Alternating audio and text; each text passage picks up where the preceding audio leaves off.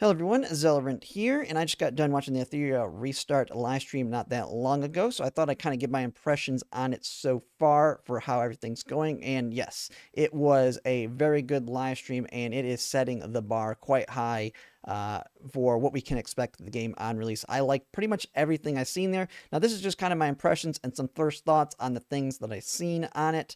I'll probably try and break down each individual part separately in separate videos here. I thought I just mentioned the big things here. But first thing is that we did get the release date, which is going to be June 5th. So it is not that far off, as well as that we have the final test beta coming up here soon at the beginning of May. With that, it's going to be a paid test, something I've never actually participated in, but it's one thing where now the paid systems will be in the beta. Now, the game's going to get wiped, but any money that you spend in it will be rebated back to you when the game launches, and it'll be rebated back at you at a percentage higher than the value would be if you bought it on launch. So that's pretty good there for those that know 100% they're going to be spending money. It's going to be the best time to spend money because it's going to get you a little bit more than you would if you did it on the launch. Now that we already knew those kind of things there, I mean, we knew the release date to an extent because it was in the Apple Play Store, but this was just solidifying it. But a lot of the other stuff they announced, we'll just kind of go through some of this stuff right off the bat, was a lot of new characters were shown that are coming in that were not originally in it. And man, I am really liking the new characters and their looks, especially the new limited one that is coming out. It's kind of already changing my reroll strat here. So we have one right here. Let me see if I can hit him, man. It's kind of hard to hit him on here. So we have, oh, this is the, this is going to be the limited one that's coming out. And this is absolutely 100% going to be my reroll target. She looks like she's going to be extremely good in PvE and PvP, and she's going to look good doing it. Like I said, I was saying on stream, I'm going to try a different approach to this game potentially, where I may, rather than trying to just be 100% meta the entire time, I may be trying to find or fill out the waifu squad, seeing as I've been playing those games with Girls Frontline 2 and Nikkei. So I'm going to go ahead and make this game another waifu game for me, and she is really good. First limited unit. And then we have some of the other ones they showcased here. If I can find them all, we have her as a new one that was not in the original beta.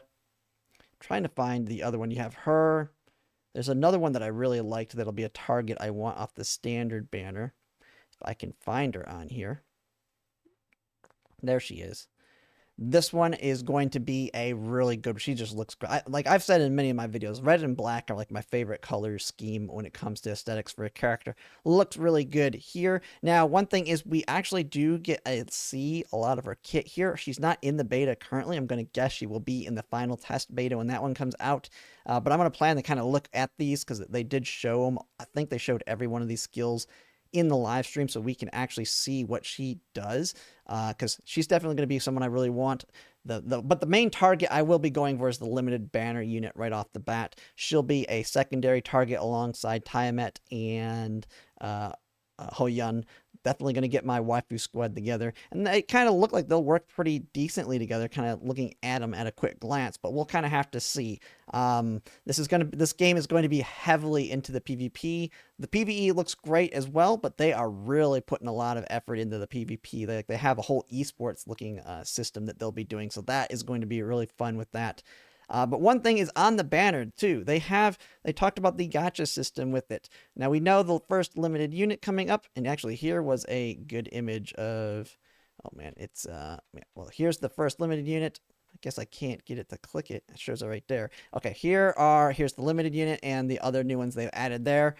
But they did mention the gacha system, which is there is no 50-50 in it. So when you pull the limited unit, you know you 100% you're getting them when you get that SSR or legendary, or whatever they call it in this game. And that is great. Now, that one thing, the note of it though, there is no soft pity, but there is a hard pity at 100 pulls on the limited banner. But without the 50-50 loss, you're guaranteed to get them by 100 pulls.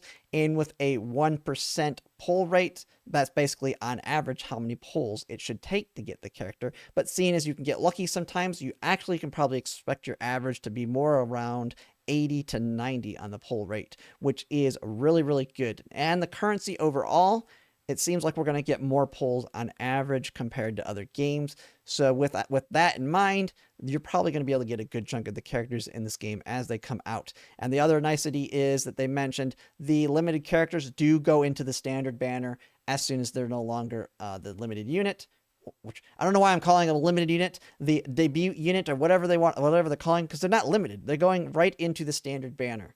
So I need to not call it the limited banner since they are not truly limited in that capacity. They are going into the standard banner, so you'll be able to get them that way as well. And so gotcha system looks great overall. And in the standard banner, that one actually does have a soft pity and an earlier pull rate, so you'll get more units through that one as well. But yeah, overall looking good. I'm definitely going to get my waifu squad together, and it's going to be glorious with that.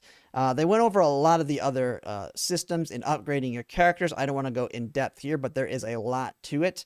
And one nice thing is there is no weapon. That's another thing on the gotchas. There's no weapon banner. It's kind of you grind it out rather instead. It's not truly a weapon, but it kind of takes the place of what a weapon would be in other games. And you get it through grinding versus having to pull for it. So all of your pulls are going towards your character on a banner that doesn't have a 50-50, which is amazing.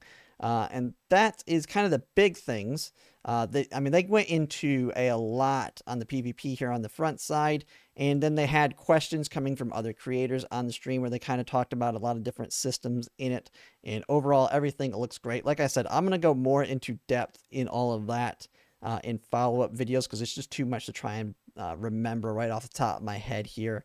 But yeah, overall, I am loving it. It looks great. I'm going to have a lot of fun playing this when it launches. I'm going to start, now that we've gotten past this, once we get into the beta, which is coming up really quickly, I'm going to start ramping up the videos. I've been kind of slowly getting some out here on different characters and that. But now as we get closer, we're going to start ramping up the videos. But yeah, I can't wait till this game comes out. I mean, everything looks great. But yeah, that's pretty much it. If you like my content, if you can like, comment, subscribe, it really helps. And thanks for watching.